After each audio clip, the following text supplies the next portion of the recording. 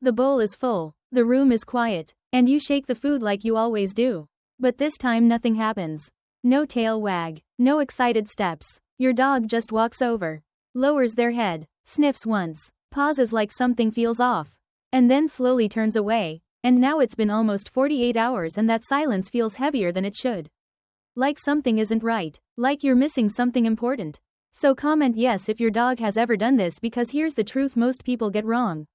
You think your dog isn't eating because they're picky, stubborn, dramatic, but no, that's not it. Dogs don't just randomly choose to starve themselves. Not healthy ones. When a dog refuses food, there is always a reason. Always a trigger. And if you misread it, you don't just fail to fix the problem, you accidentally make it worse. Because eating for a dog is not just about hunger. It's about safety, emotion, routine, and learned behavior all mixed together in ways most owners never stop to think about. And here's something that might surprise you.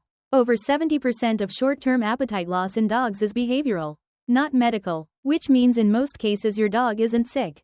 They're responding to something in their environment. Something subtle, something you might not even notice.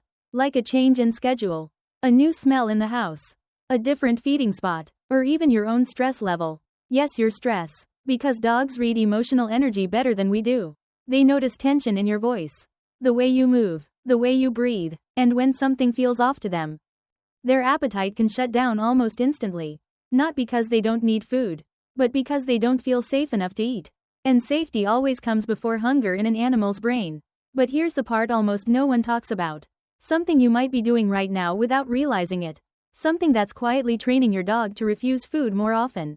Every time your dog skips a meal and you immediately switch foods, add treats, hand feed, or try to fix it in the moment, you're actually reinforcing the behavior. You're teaching your dog that not eating leads to something better, something tastier, something more interesting. And dogs learn fast, faster than we give them credit for. If skipping a meal gets them chicken instead of kibble, they will skip meals again.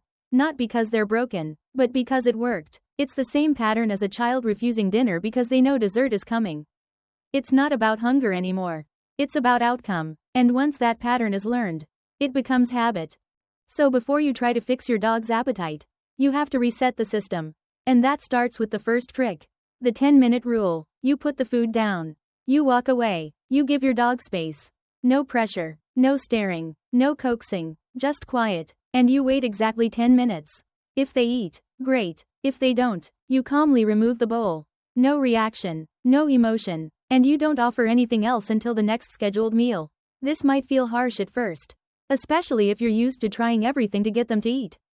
But what you're doing here is rebuilding structure. You're teaching your dog that food has a window, that it doesn't stay forever, and that if they want it, they need to take it when it's available.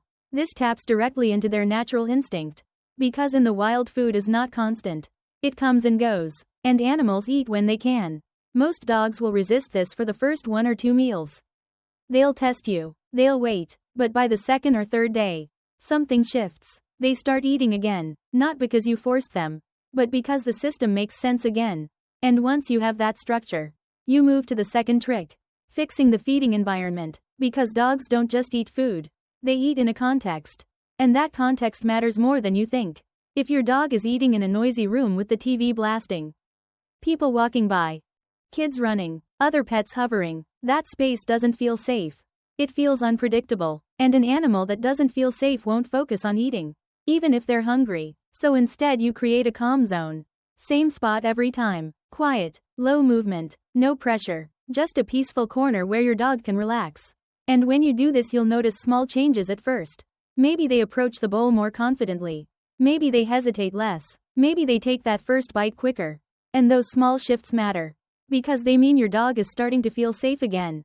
And safety unlocks appetite. Now quick check. Comment yes if this surprised you. Because the next trick is even simpler but incredibly effective. Adding warm water to your dog's food. It sounds almost too basic to matter. But here's why it works. Dogs experience food primarily through smell, not taste. They have up to 300 million smell receptors compared to our 6 million. So when you add warm water, you're not just softening the food, you're releasing aroma, you're amplifying the scent, and suddenly that same bowl of kibble becomes much more interesting, much more noticeable, much more real to them. And many dogs who ignore dry food will start eating almost immediately once the smell is activated. It's not about tricking them. It's about speaking their language. And once you see that work, you can layer in the fourth trick: walking before meals, because most owners do it backwards. They feed first and then walk. But biologically it makes more sense the other way around. Movement stimulates hunger. It triggers a natural sequence that's built into your dog's instincts. Hunt, eat, rest. Even a short 10 to 15-minute walk can wake up their appetite. It gets their body moving, their mind engaged, and when they come back, they're calmer, more focused, more ready to eat. It's not magic. It's just how their system is designed. And finally, the fifth trick: stopping free feeding. Because when food is always available, it loses value. Imagine having snacks in front of you all day. Eventually you stop noticing them. You stop caring. And the same thing happens with dogs. If their bowl is always full, there's no urgency, no reason to eat now instead of later. But when you switch to scheduled feeding, 2 meals a day at consistent times, something changes. Food becomes an event again. Something predictable. Something meaningful. And that consistency builds appetite over time. But here's where things get serious. Because sometimes your dog not eating is not behavioral. It's medical. And you need to know the difference. If your dog hasn't eaten for more than 48 to 72 hours and you start seeing other signs like vomiting, diarrhea, extreme lethargy, noticeable weight loss, or hiding behavior, that's not something to fix at home. That's a signal to go to a vet. Because appetite loss can be linked to infections, internal pain, digestive issues, and waiting too long can make it worse. So yes, most cases are simple. Most cases can be fixed with the right approach. But not all. And recognizing that line is part of being a responsible owner. Because at the end of the day, your dog isn't trying to frustrate you. They're not being difficult. They're communicating the only way they know how. Through behavior, through silence, through that moment when they walk away from the bowl. And once you start seeing it that way, everything changes. The stress feels different. The solution becomes clearer. And the next time your dog ignores food, you won't panic. You won't chase them with treats. You'll understand what's happening and you'll know exactly what to do. So if you're going to try these 5 tricks, comment yes, hit like if this helped you see your dog differently, and subscribe if you want more simple, real solutions that actually work. Because you're not the only one who's been worried like this. And you definitely won't be the last.